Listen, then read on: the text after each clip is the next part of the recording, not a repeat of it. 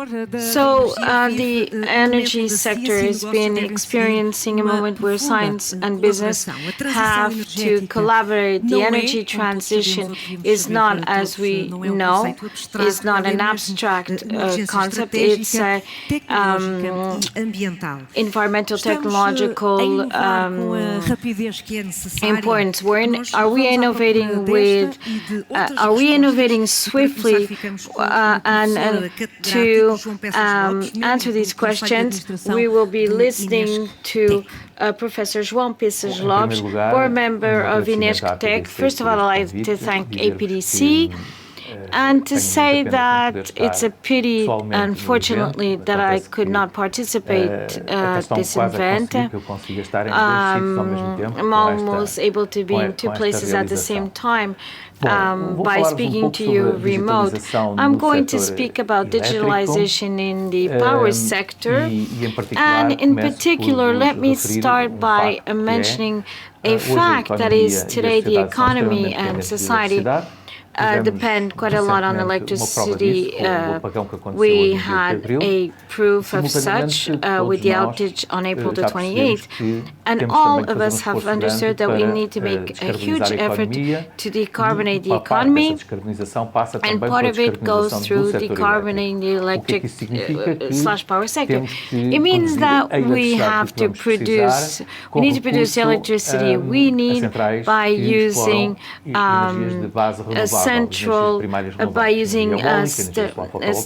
by using wind, water, geothermal energy, and these sources of energy will coexist with conventional solutions. This is how we can manage our power system in the future. We're at a changing moment. The recent years have confirmed it, and what we can see is that power networks are changing from centralized to decentralized, where an important part of production, the one based on renewables, ends up by being connected to high, medium, low voltage network. So this is a significant shift which requires adequate tools to operate and plan the system under these conditions.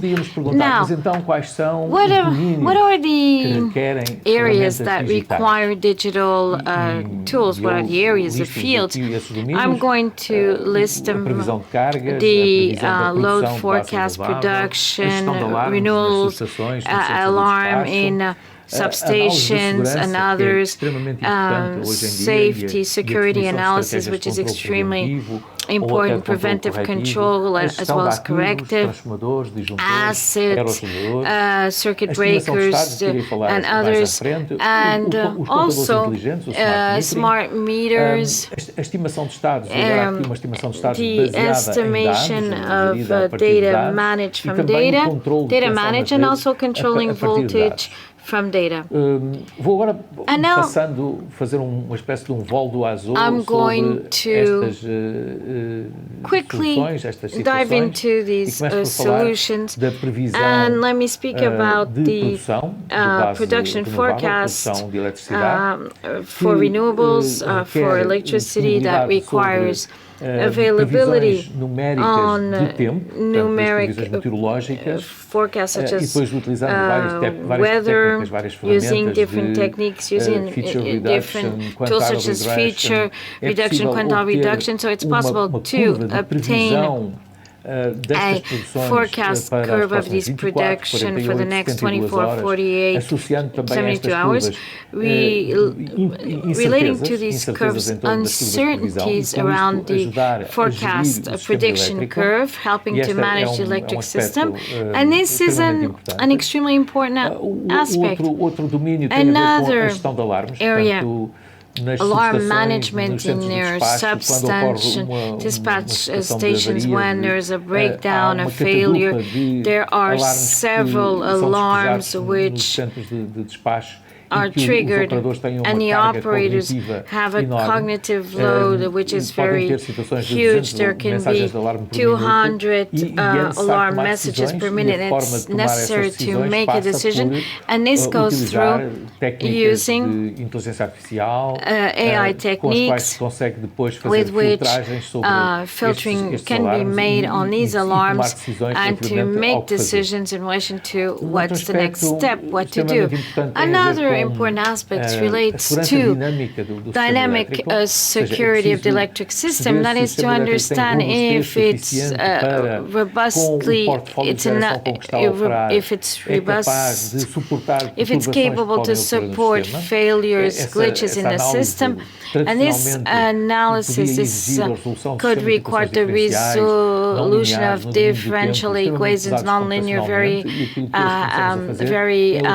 heavy. So we're using techniques based on AI by using decision trees, algorithms for decision trees, and with this to obtain classifications on if the to know if the system is safe or not in real time, and also using techniques based on artificial networks have been used over the last years to conduct a swift analysis of the electric system using information on the level of load, machines, wind generators, others running and power, and also the deviation of frequency when the system has to face a certain disruption. And this is calculated instantaneously, and it's and then a degree of robustness can be provided. And also we can probe these network calculating sensitivity regarding inputs to identify controlling measures which are preventive, corrective in the system, where the degree of safety is not sufficient. And more recently, we've been using AI, symbolical AI, and from data which has been generated offline, generated corresponding to functional knowledge. We did this for Madeira, where it's possible, and based on symbolical AI, based on it to identify expressions, rules, classifiers with a physical meaning, and with which it's possible to classify the safety, security, insecurity of the system, and exploring this rule at the same time. Afterwards, identifying preventing control, which is possible, the preventive control which is possible to adopt. Another area that I've just referred to has to do with asset management, namely transformers, adapters. These are used in substations, some power plants, connected to the public power network. They could be very old over time, and analyzing the oil, identifying gases that can be dissolved. Diagnosis is possible to be carried out on failures using techniques regarding pattern based on these tree decisions. Another aspect which is important in terms of the operation of the electric system, recognizing the topology, the network's topology. If there are circuit breakers and others that are open, it's very important. They determine the typology, and sometimes information which is provided detects errors of communication, and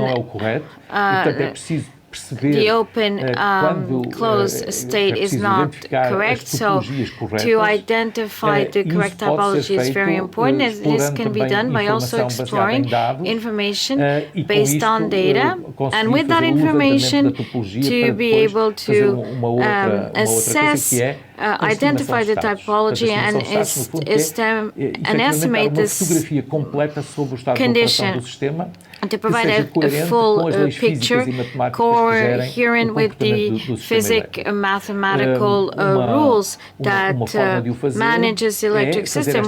It's to that is a data-driven state estimation. Some data can be obtained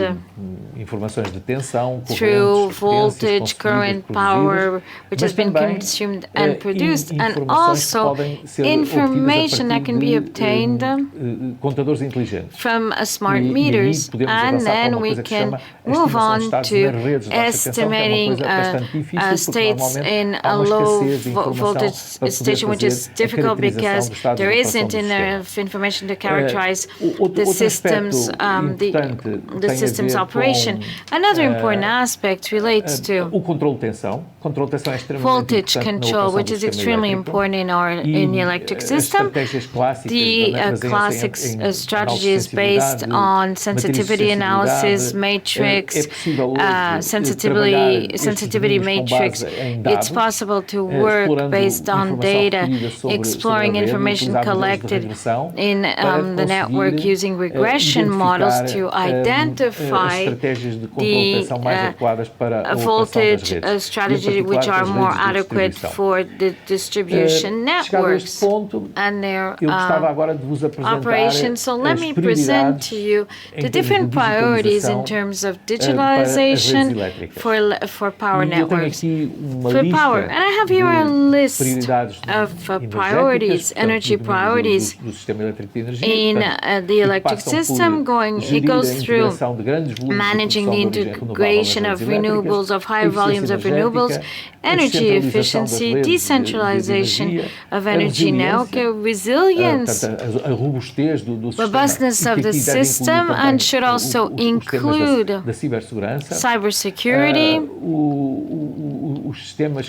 systems that integrate more than one energy carrier. I'm speaking about gas network, gas and heat, electricity. So the combined operation within this network, within this grid, is what we've been focusing on with caution. Participation of our consumers in the market, storage at a large scale, decentralized in the electric grid, transmission, electric mobility, and flexibility. Flexibility is key to operate a future electrical grid in the future. And this leads us to several priorities. Digital priorities regarding data. Data availability is vital for the digitalization of the electric sector be done. We need data, data accessibility, quality data. Another fundamental aspect is the interoperability, models, standard protocols concerning the acquisition of information, of data information, and data management, data storage, data sharing, cybersecurity, and the data governance as well as regulatory structure is essential, and there are also several digital tools that go through using digital twins, AI models. So these are the main priorities that today are identified in terms of digitalizing power grids. And to conclude, let me mention a general viewpoint separated by different layers, either business, functional information, communication, component, tratando os diferentes domínios da área da energia e dos sistemas energy areas, electric systems, AI grids, flexibility, energy efficiency, energy communities, which also is a topic which is especially important for the development of the energy for the electric grid, resilience of the energy system, and also uma camada funcional, a functional layer, and this layer goes through those tools and technology, como já referi há pouco, passam pelos database, that is AI database models, and I'd like to differentiate the more classical AI, that is decision trees based on inductive inference, regression, pattern recognition, which wasn't acknowledged as such, but now it can fit in within AI. And more traditional physical models, which are extremely important. Now, the big difference. Gen AI. AI, generative AI, where there's an enormous field for development and applying these techniques, the data-based services, robotics, and digital twins. Digital twins also play a vital role to supporting the electric grid of the future. And then we do have an information layer where we have several co-developed data processing, data storage, and here an important aspect, the data spaces and European data space concept, which are also relevant here. And then we have another layer of information with protocols, data formats, communications, and raw data. And we also have another layer of components with exchange data, functional applications within the electrical system, then the scans, the SCADA, and also the MS, the BMS, the building management systems, and the home management systems, and finally, hardware. Because nothing of this can be developed without hardware at the sensors levels, meters and smart meters and the gateways, chargers of electrical vehicles, and even more important, the home appliance, smart appliances. And interoperability is very important in the field in order for us to use them to the best in order to manage the power grid of the future. Thank you very much for your attention. So we also, now let's launch the discussion. And I have Sofia Simões, a researcher of energy systems and director of resources department in LENEG, and Carla Tavares, the director of renewable energies of GAL. Thank you very much for your attendance here. There is a very important issue that I would like to hear you both. And Sofia, energy transition is ongoing, and we've been saying this for quite some time, although we always say that it is being rolled out, but is it with the necessary speed? Well, this is a very good question. If you think from the point of view of energy safety and energy dependence, I wonder if you all know that the Portuguese are not independent, and we have seen this in the power outage which we had April 28th, and according to the last data of Energy and Geology Department, we import nearly 70% of the energy. So from this viewpoint, I'd say that the speed is not aligned to our needs. On the other hand, we have been performing quite well at the level of energy production. So why is, and we are an example worldwide, so how come we are performing well there, but not at the level of we have two different worlds. We have electricity in one hand and other fuels which are not electricity. I was trained in engineering, and we have very good engineers in Portugal in several fields, and because energy transition is not performed only by engineers, because now we start to understand that we need communicators, journalists, psychologists, lawyers, and economists. So coming back to your question, we do have very good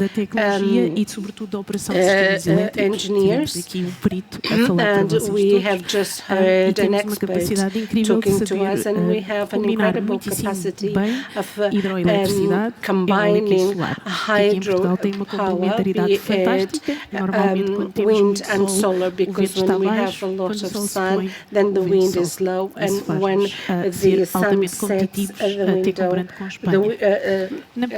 the wind goes up, and that makes us very competitive, but not the same at the level of transportation, because I came here in my car, I drove my car, and this is the transition at this level is very difficult and sluggish.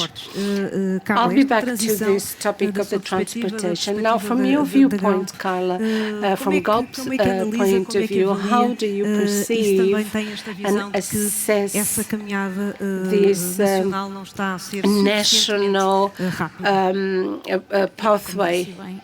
So, one thing is electrification, and the other thing is decarbonization of fossil fuels, and this is a substantial part of the production of CO2.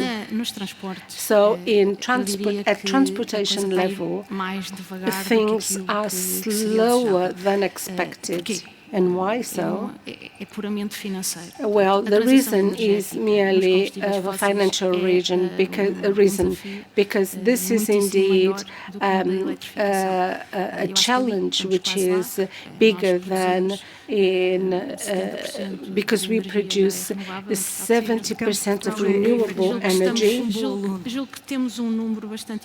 And I think the figure at the European level, our figure is very important at the level of fossil fuels, transportation and industries, because industry is very much based on fossil fuels. And we also have, for instance, the glass, ceramics, cement industries. They also find it difficult to decarbonize as it is expensive. Industries have to survive. They have to pay their salaries, have to sell their services. They compete with other geographies such as China. And so this is a merely financial exercise. But technologies are there, but the deployment of them is not that much easy. Because when we conduct any financial exercises with our partners, and we at GAP have been studying for quite some time, figures are not easy. So wherever we can help, we as a country or as Europe is in the field of funding this industries, the maritime and air transportation, because they are the ones who mostly contribute for this carbon footprint. Carla, you also said that decarbonizing is expensive.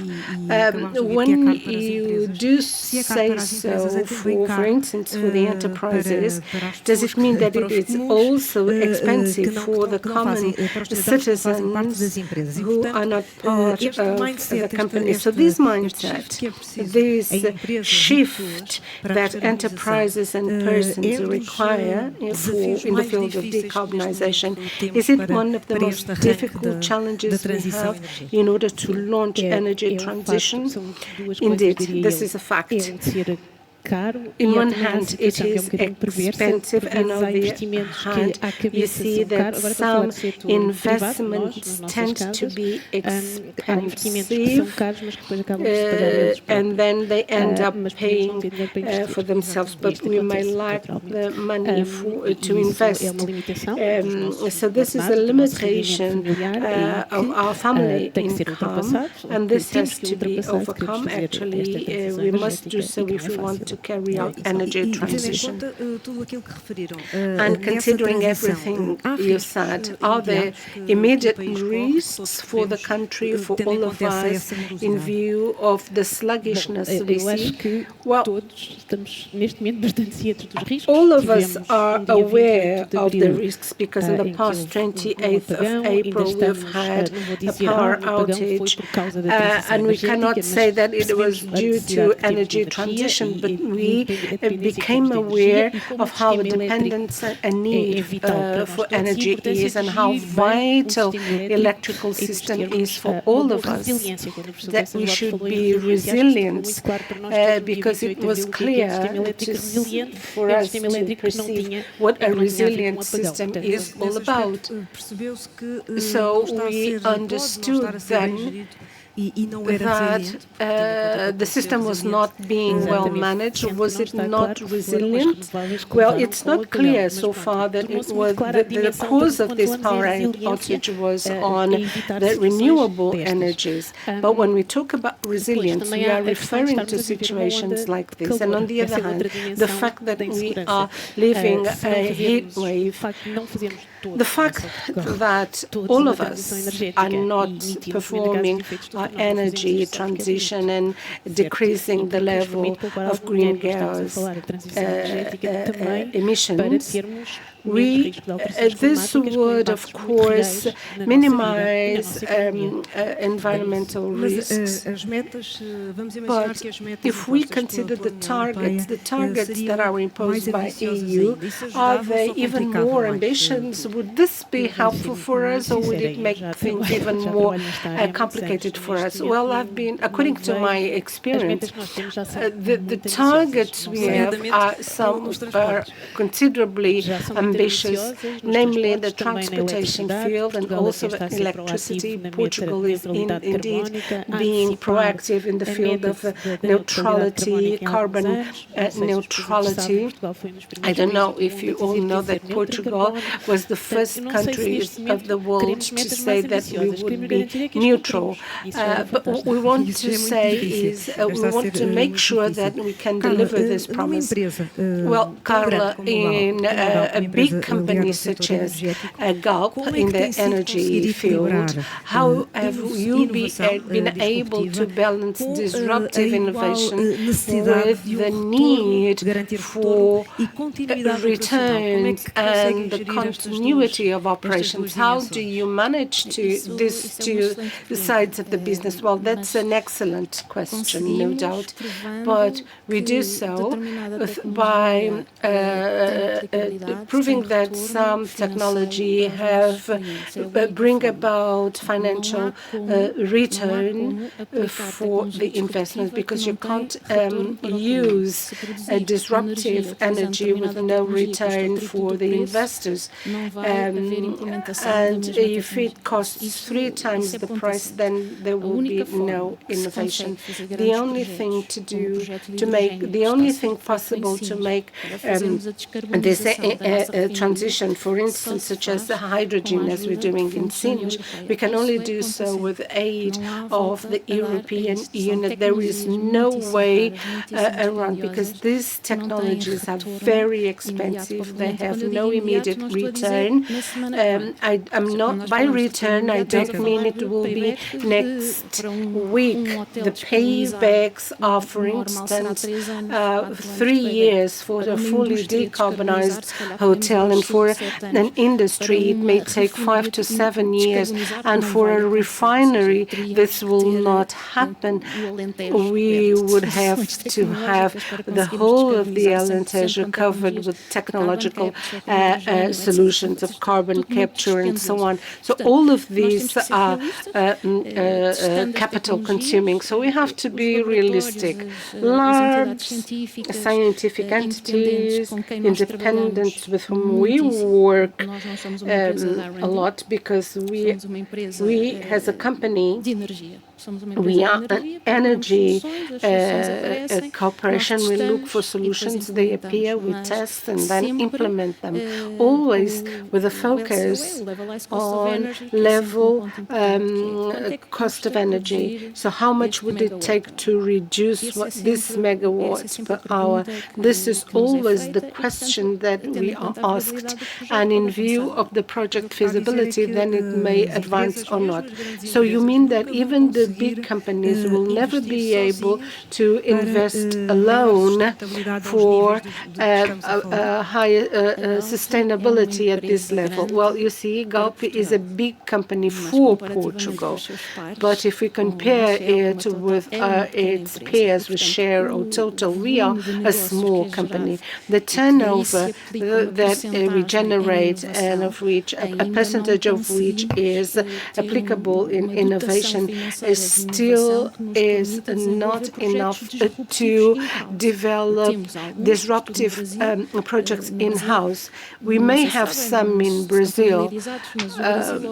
Brazil makes it compulsory that a certain amount of turnover is developed in R&D, and so we have a lot of researchers working with the university with lower TLRs, and we are working in the decarbonization of oil projects, as carbon capture, and so the level is different, and well, we have more money, we have more innovation. Less money, less innovation. This is the formula, and without the support of the European Union, it will be very much difficult, not only for us.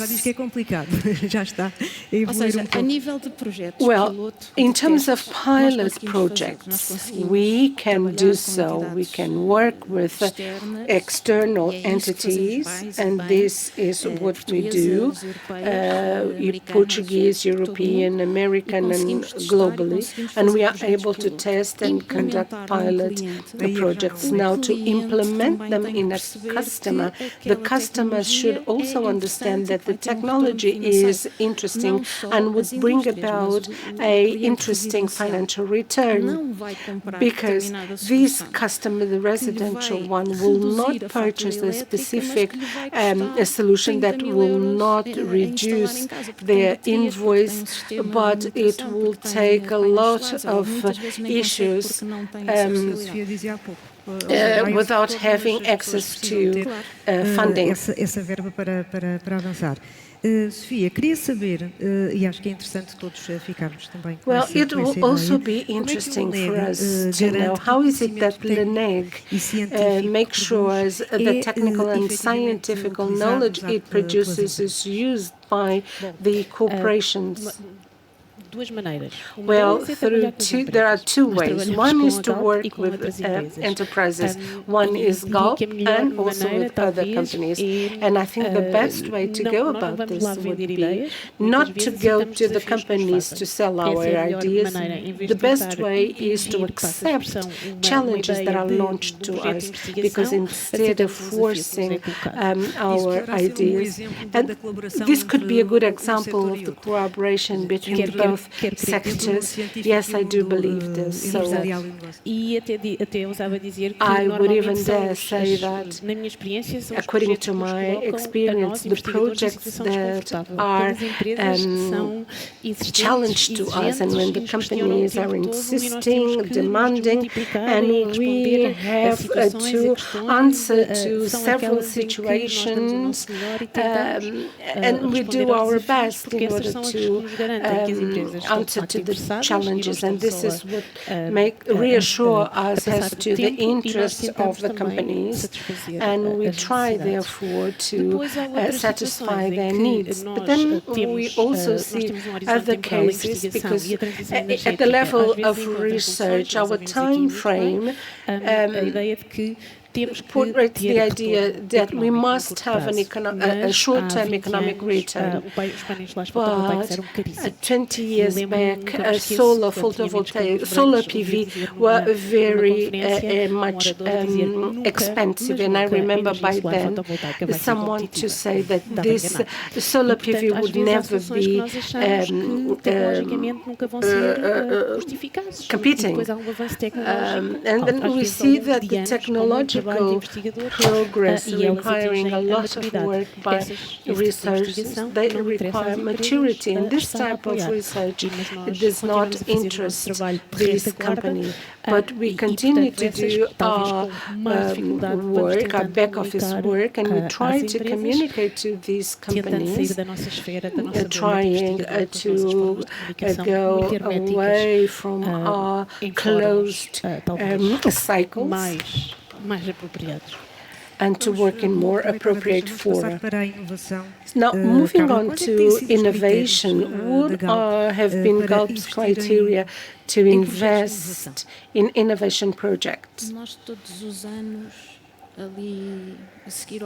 Well, every year after summer, we reflect on innovation and we conduct a roadmap because we allow for freedom of innovation within certain boundaries. We identify areas, a business unit is something, so this manual includes a lot of items.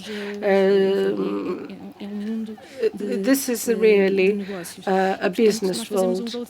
So our innovation roadmap is made for each of these units. Then we resort to our friends, the researchers, universities, R&D centers, and private companies such as SMEs who perform technological innovation, be they small or big. So our ecosystem is quite large in terms of companies with whom we work on a daily basis. And then this is how we come up with a list of potential technologies that are about to enter into a pre-commercial stage. For instance, in Brazil, we look at lower TLRs with less maturity and more R&D, very much focused on oil and gas businesses, and in Europe, focusing on commercialization and renewables. But are we talking about hydrogen, or this is no longer considered as innovation? So, give us some tips or examples of what happened last year of that reflection and investment. It's not investment, but choosing these projects, picking them is if they fit with the company's strategy and also our customers' decarbonization, and if the maturity phase allows us to test in Europe, yes, and in Brazil R&D. Let's focus on Europe. If it's higher, sufficiently mature to test so that afterwards we can implement it For our customers, this is our criteria. But for renewables, we don't have clients, we have assets. We need to be able to test these technologies also in our assets. So real projects that can be implemented. If there's still at an R&D stage, many disruptive, not ready. H3, which is a more disruptive innovation, not to implement that year. Then we study the subject. What you can do 1 year, you can do the following. This has to be tested in Europe. And both of you have left us with some ideas. But what is the maturity, Portugal's maturity concerning energy maturity? What's your opinion? How is the country's in terms of energy position? I'm very optimistic. We have technological areas, but in terms of photovoltaic cells, we're almost the best in the world. And let me dare to say the following, and I'm not advertising. We have research groups developing photovoltaic cell, which are among the best in the world. I don't know if you know the first floating offshore technology in Portugal, off Viana not far from Viana do Castelo. We have an enormous technological capacity to combine wind and solar energy in the power grid. More than anywhere else in the world, a lot of technological instruments were quite well positioned, and I usually tell my students we're not only good or we're not only soccer champs, but in terms of renewables we can also say the same. Sofia, you mentioned an example. In terms of global assessment, Portugal, what has Portugal reached in terms of maturity level regarding innovation in the energy sector? What has been the level? I would say, well, I'm going to give you an answer based on feedback. We've participated at international conferences. It's always a good barometer because they always congratulate us for the incredible and very sophisticated things we've been doing in terms of grids, renewable penetration, dynamic tariffs, different subjects like storage, electric energy when there's larger production during the heat peak at lunchtime, so that this be injected in the grid when there's not so much production. I would say that we're in the forefront in electric energy, in the forefront, in the front line, and I'm very proud that Portugal is representing and that our companies represent Portugal at the international conferences and show and give keynotes on the subject. Innovation depends a lot on talent, Sofia. What? Well, I think it could be better. It doesn't mean that we do not have any talent in Portugal. We have quite a lot of talent in Portugal. If not, we wouldn't be getting a positive feedback. But at a very, very high level. Now we have, as we have